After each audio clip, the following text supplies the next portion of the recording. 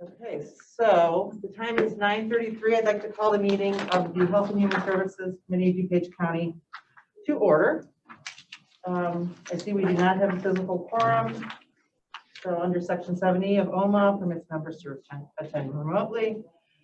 We do have a member, officer, council physically present at the meeting location. In-person attendance and public comments are allowed and welcome, subject to attendance limitations to ensure the health and safety of those attending. So basically all votes are going to be roll call votes today. Roll call, please, Karen. Chair Renahan. Here. Vice Chair Swarzy. Here. Member Selman. Here. Member Chaplin. Here. Member Desart. Here. Member LaPlante. Here. I am advised we do not have public comment. No public comment. So moving just real quickly to Chairman's report, I'd like to thank Steve Fixler for coming out today to share the good work he is doing with the Veterans Affairs and to provide information as to how you can get involved in the suicide prevention team. Thank you. And also I'd just like to, speak to the committee in terms of, I know we're all getting a lot of questions on the vaccine rollout. And as we know, this is a health department role. It is not part of this committee's responsibility. I would advise all of you to, definitely send the, comments, the complaints to the health department, but at the same time, we can fill in by giving the website information. There's a really good jot form that, gives people the ability to sign up and I guess to be notified. I think we could all like to learn a little bit more on the vaccine rollout. Janelle is going to speak to numbers. The Care Center got started on their vaccines and she can fill us in. And then I'd just like to mention I had the opportunity, I was invited by Mary Keating to attend the Adult Protective Services Team Problem Solving Unit. It's something you should know about and something we're going to get a presentation about later in the year. This group is really interesting. They take an issue that an investigator might have and they kind of turn it on its head, get input from legal, psych services, life experience, social work to best serve that person. So it's very impressive. Serious work and compassionate team. So thanks for all you do. And with that, I will ask for a motion to approve the minutes of the HHS meeting 1/5/21. So moved, Swarzy. Second, Chaplin. Thank you. Any comments, corrections? All right, roll call vote. Okay, Member Swarzy. Aye. Member Selman. Aye. Member Chaplin. Aye. Member Desart. Member Desart. She looks frozen. Oh, frozen. Very still. Okay. Member LaPlante. Aye. And Chair Renahan. Aye. And she's back. I would also like to vote aye, but I was knocked off Zoom for a second. Sorry. Thank you. All right, great. Those are approved. Moving to community services, requests that require finance or county board approval. I request a motion to combine and approve items A, B, and C. They are acceptance and appropriations of grants and also an authorization of application for emergency solutions grant. So moved to Sart. Second, Chaplin. Comments, questions? No? All right, roll call, please. Member Desart. Aye. Member LaPlante. Aye. Member Swarzy. Aye. Member Selman. Aye. Member Chaplin. Aye. Chair Renahan. Aye. Approved. Moving to CDC requests that require finance or county board approval. I request a motion to combine and approve items A and B. They are recommendations for approval of modifications to CDBG and home agreements. So moved. Second, Chaplin. Any questions, comments? Roll call, please. Member Swarzy. Aye. Member Selman. Aye. Member Chaplin. Aye. Member Desart. Aye. Member Aye. LaPlante. And Chair Renahan. Aye. All right, that's passed. I'll entertain a motion to approve resolution 2021 action plan, DuPage County Consortium, first reading, the annual action plan, CDBG, ESG, HUD, and home. So moved to Sart. Second, Chaplin. Do you want me to say something about that? Yeah, maybe we should fill in a little bit with Mary here in terms of comment. Yeah, sure. So the, what this is the action plan for our 2021 CDBG home and ESG program. What we did back in 2019 was we solicited for 3 years worth of applications. So HUD requires us every 5 years to do what's called a consolidated plan for housing and community development. And then we're required to do an annual action plan. So it's sort of a longer range, sort of here's our general priorities. And then each year we update specific to the actual dollar amount that we're receiving for that year. So typically what we've done is we do a call for applications every year. We go through that evaluation process every year. But what we decided to do with this most recent consolidated plan was do a 3-year horizon for applications. What that did was twofold, is it saved a lot of time both for our staff, but also for the staff of the municipalities and the agencies that we provide funding to, because they didn't have to apply every single year. It also gives some more certainty. So there's a better opportunity for municipalities who need to plan for matching funds or for nonprofits that are receiving funding. They have some certainty that their program will be around for a couple of years. We're still required, however, to submit the annual action plan. And so that's what we're doing. That's what we're seeking approval for today, is here's the plan for the specific money that we're getting for 2021 from these 3 federal programs. So are we in year 2 of the 3-year horizons then? Yes. Okay. Yeah. So we in 2019 was when we went through the process of creating our 5-year plan. 5-year plan is for federal fiscal years 2021, 22, 23, and 24. So we are in the 2nd year. All right, great. Any questions, comments from anybody in the committee? Roll call vote. Member Desart? Aye. Member LaPlante? Aye. Member Schwarzy? Aye. Member Solomon? Aye. Member Chaplin? Aye. And Chair Renahan. Aye. That is approved. I'll entertain a motion. We have one item for the DuPage Care Center contract purchase order, Aging Services Network, not to exceed $20,177 for managed care contracts. So moved. Second, Chaplin. Any questions, comments? All right, roll call, please. Member Schwarzy? Aye. Member Solomon? Aye. Member Chaplin? Aye. Member Desart? Aye. Member LaPlante? Aye. And Chair Renahan. Aye. This is approved. I'll entertain a motion to receive and place on file informational item, grant proposal notification, CSBG, Department of Commerce Economic Opportunity, $1,075,376.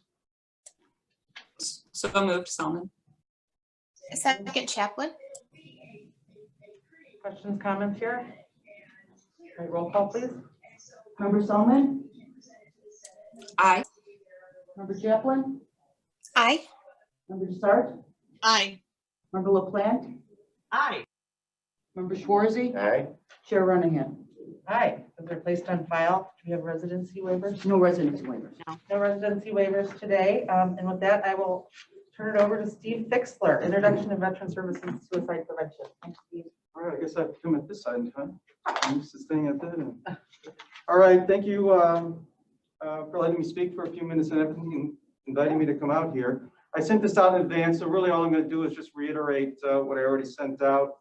The Veterans Assistance Commissions were created back in 1895, believe it or not. It goes all the way back then. We're like the only state that has this type of program in the nation, the way we're set up, as far as I know. Okay, we're set up and that we use the county general fund. We're not on a tax levy, all right?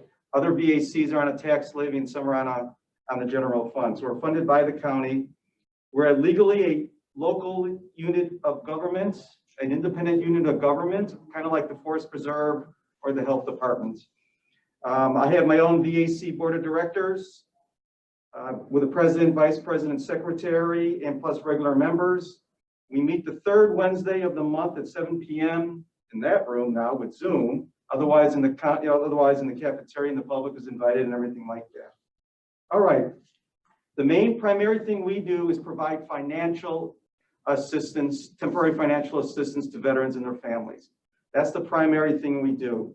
They got to be eligible. They have to be a county resident.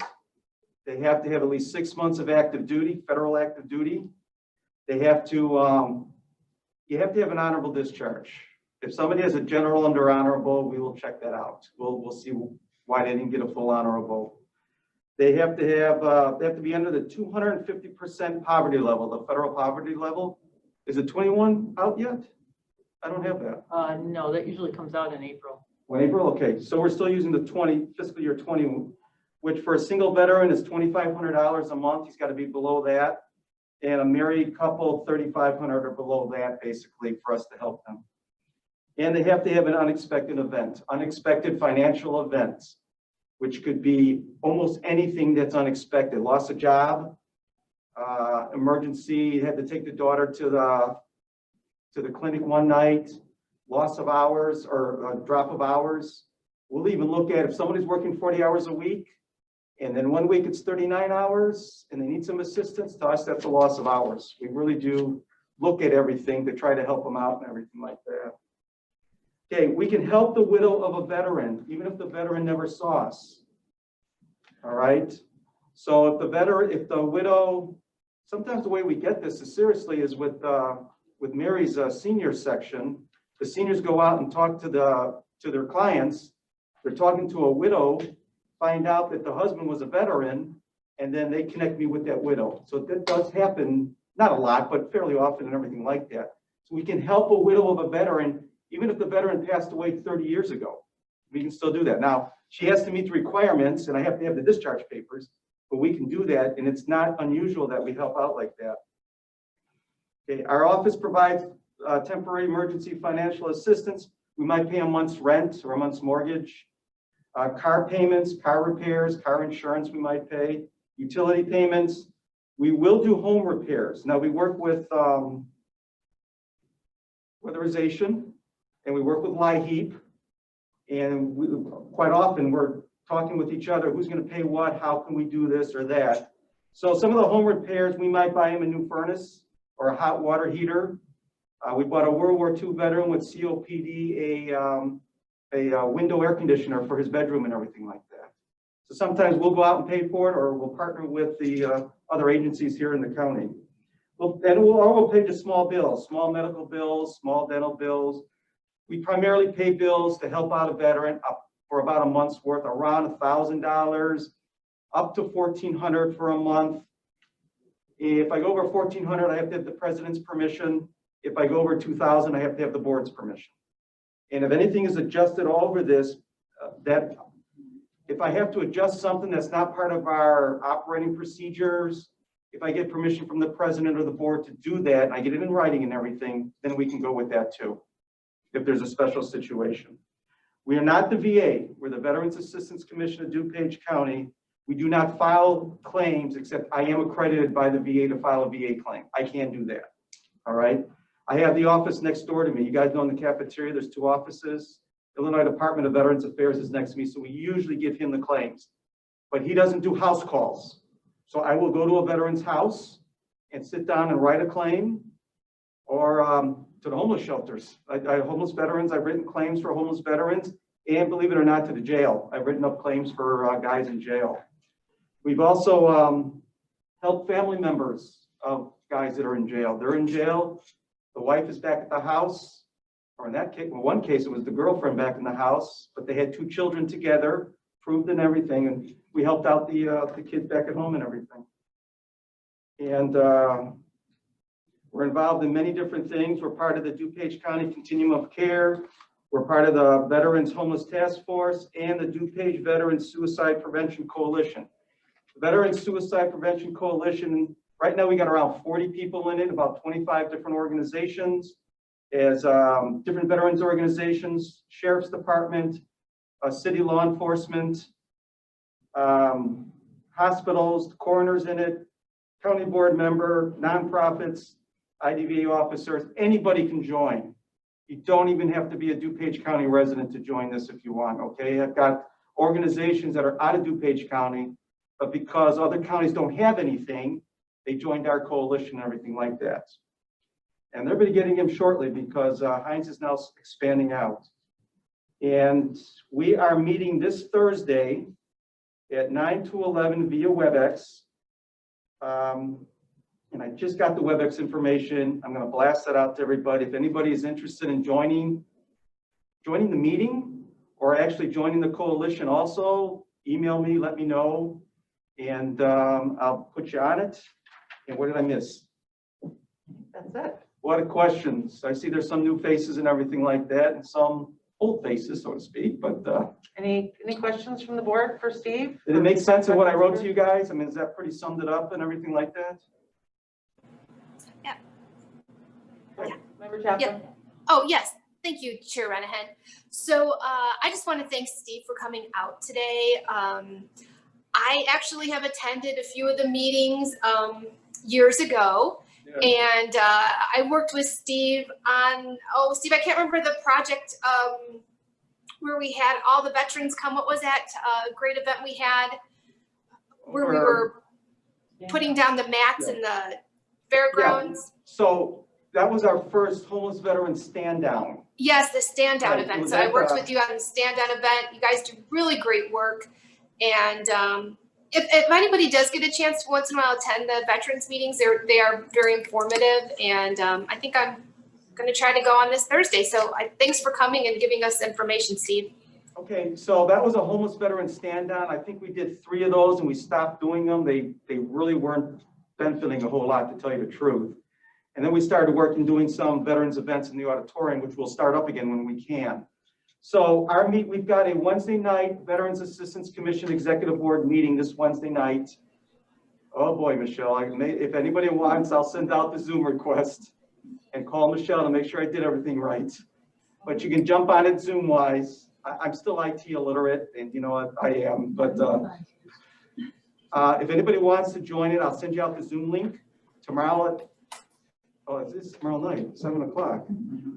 Okay, it's tomorrow night, 7 o'clock. I'll send you out the Zoom link. I'll send you out the packet too if you want to see the packet, if you want to join us. Okay. All right. Is that it? Good? Yeah, excellent job. Thank All you, right. Steve. I think we all, we share. Oh, I'm sorry. We have a question, a late coming question from Dawn Desart. Well, I was waiting for a while, but that's all right. Sorry, go ahead. Steve, thank you for everything you do. I really appreciate it. I know that, coming through 2021, organizations are starting to plan events again. So I know for 2020 it was canceled, but back in 2019, I attended that wonderful event, the fundraiser at the DuPage County Airport. Yes. Are you planning on doing that again this year? Because I would encourage everybody to attend. It's such a great event. Okay, so we're part of the DuPage Veterans Foundation, and we do a honor flight fundraiser at the airport. We've been doing it the first Saturday of May for the last 5 or 6 years. We're not going to do it in May. We're contemplating September, but we're not sure if everything's going to be cleared up by then. A lot of elderly veterans show up, so we're not sure if they're going to want to come up or anything. We also have to get a lot of businesses to support us financially, and we don't know if the businesses will be able to. We're a little worried to start putting some money into this, and then it doesn't happen. So we're still discussing it, but I think what we're going to do is not do it at all this year and start fresh in 22 with kind of a grand reopening or something like that. Just still too much uncertainty for us. And we're afraid to put out some seed money, put out money in advance, and it doesn't happen. Right. Okay, so expect it next year or anything like that. You can go probably next year. You can go on the DuPage Veterans Foundation website and take a look at some old photos and everything. But when it happens, believe me, I'll let all of you know about a fundraiser, okay? Thank you. I have no problem doing that. I think you all know how important this is to me. I've got a Marine Corps veteran brother. My older brother's a Marine Corps vet. My younger brother's and his wife, sister-in-law, are Army veterans. So a really important group for me. So thank you, Steve, for all that you do. Okay, and you also email me, call me. I'm very easy to get hold of. All right, anything else? No? I think servicemen and women are so important to all of us, and we appreciate what you do, Steve. So Mary Keating is going to give us a quick update and community services block grant overview. Yeah, good morning. I have just one quick item before I move on to the CSBG overview, which will actually be delivered by Gina Stratford. There she is. I think she's in the office, but I said, if you don't want to have to wear a mask, why don't you just stay at your desk? Plus she was on another call up until this very moment. So just one quick update. I talked, I think it was at the last meeting, about the emergency rental assistance program coming through the federal government.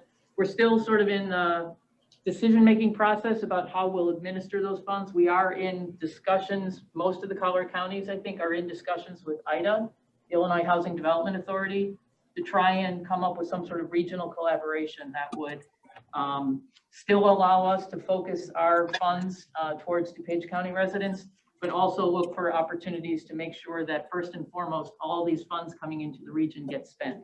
So there is, there's another update, there's another call this afternoon or later this morning with county staff and IDA. So I will keep you posted on that.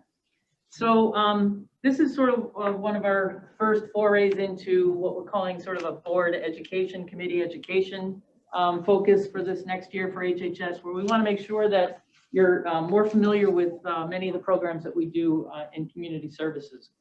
Today, we're going to talk briefly about the Community Services Block Grant. The reason we're doing that today is because later this morning, there is a CSBG Advisory Committee.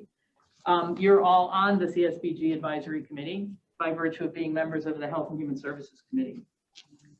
The reason we get CSBG funds, and Gina will go into how they're used and how we make decisions. The reason we get them is because we're designated as a community action agency.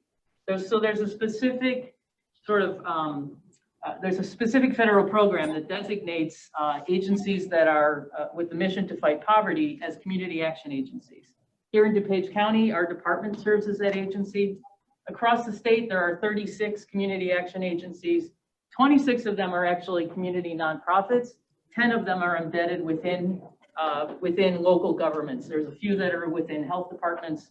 And I think there's maybe 3 or 4, Gina, right, that are within a specific county government. So that's why we get this money. Again, you're all on the CSBG Advisory Committee, and I'm going to turn it over to Gina, who's our administrator of intake and referral, and oversees the whole CSBG program. Take it away, Gina. Good morning, everyone. I hope you're all well.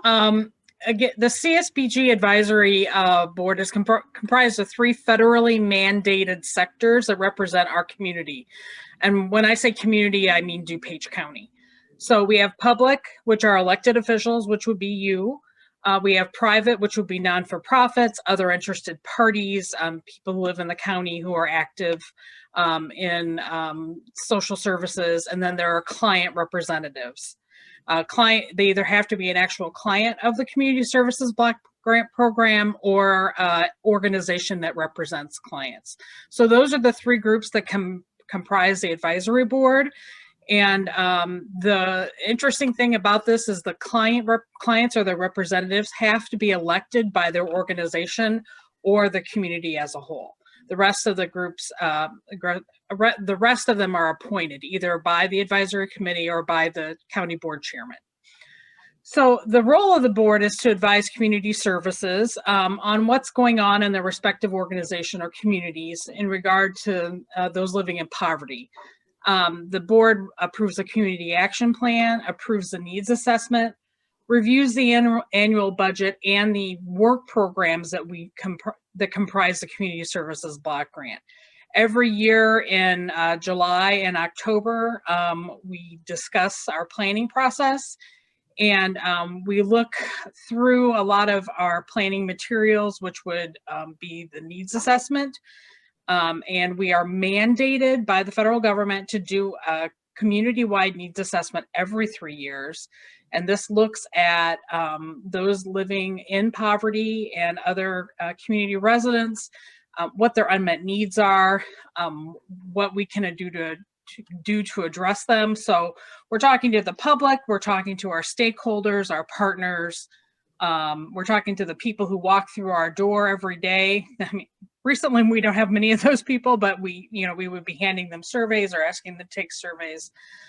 We would reach out to you and have your constituents do these surveys. You do these stakeholder surveys. So we're looking at a lot of data that looks at poverty issues, unmet needs, and maybe even just general issues that are affecting the county. We compile this information into a report and we distribute it to the community as a whole. It's always on our website.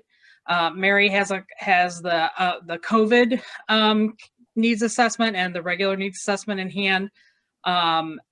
They're for you at any time to look at, and we encourage the community to use these documents because we feel it's our public service to the community to help them understand what the poverty needs are in the county, as well as pretty much projecting what things we're going to be working on, because that needs assessment informs how we set up the community services block grant. If it doesn't exist in the needs assessment, we can't fund it. So, annually we do update it. This year was heavily focused on COVID, as you might guess. In the past, community services block grant has been increased when there are, how would you put it, issues in the country that require extra funding. So essentially, the last time we got a huge increase like this was during the recession in 2008, 2009, 2010. And so we got an additional $1 million in COVID funding. We also have a regular grant of $1 million. Our regular CSBG money goes towards what we found in the needs assessment to be like budget counseling, case management, rent and mortgage assistance, sheltering, job readiness and training, and a variety of other small programs. For the COVID funding, we really focused a lot on the immediate needs of people needing their water bills paid, their rents paid, healthcare, shelter. So we are helping if there are sheltering needs for the homeless, whether they need a hotel stay or whether we're assisting Catholic Charities with their Hope House, we can assist PADS. And we're just pretty much getting started on spending that money. I know you're all very well aware of how much money the county had. So in 2021, we're going to be focusing on spending down that. It's about $1.5 million in CARES COVID money that's on top of our regular $1 million allotment. So are there any questions I can answer? I know that's a lot of information. Hi, Gina, this is Greg Schwarzy. Are these federal grants? Are they state grants, a combination? The federal government awards it to the state of Illinois, and the state then has process to choose the community action agencies, so that we get this money from the state, but it's federal dollars and it's federal mandates on this money. Thank you. Any other questions for Gina? All right, we'll see you later, Gina. Thanks, Julie. Thanks. All right, Janelle, do you have an update for the DuPage? You know, I do, but we have a fire alarm going off. I'm not sure if it's a drill or not. So would it be all right if I just typed you an update and sent it? Yeah, I think that's fine. We can get that out to the committee. That'd be great. Okay. Sorry. You won't be able to hear me even if I tried. Get out. All right. Thanks. Not uncommon. All right. Thank you. All right. Thanks, Gina. Thanks, Janelle, I should say. Anything under old business? All right, anything under new business? All right, with that, I will entertain a motion to adjourn. So moved. We'll move to a second. Second, Solomon. All right, in the roll call vote. Member Schwarzy, Aye. Member Selman, Aye. well done. Members Chaplin, Yeah. Member Dessart, Member LaPlante, Aye. and Chair Renahan. Aye. We got 4 votes. All right, we're adjourned. Thank you. Is that is that enough for a quorum, Member Renahan? Yeah, we have 4. Okay. Yeah. All right, I just want to make sure we were okay to actually adjourn. Thank you, everyone. Well, then you we're then you still can't gonna adjourn. anyway. I get